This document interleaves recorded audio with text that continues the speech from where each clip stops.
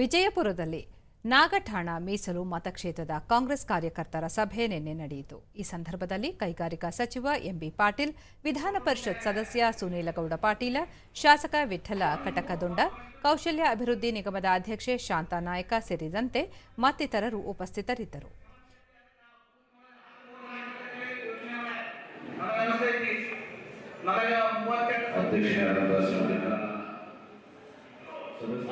ಬಳಿಕ ಸಚಿವ ಎಂಬಿ ಪಾಟೀಲ್, ಜನರು ಯಾವುದೇ ಆಮಿಷಗಳಿಗೆ ಒಳಗಾಗದೆ ಉತ್ತಮ ನಾಯಕರನ್ನು ಆಯ್ಕೆ ಮಾಡುವ ಮೂಲಕ ಪ್ರಜಾಪ್ರಭುತ್ವವನ್ನು ಯಶಸ್ವಿಗೊಳಿಸಬೇಕು ಎಂದು ಹೇಳಿದರು.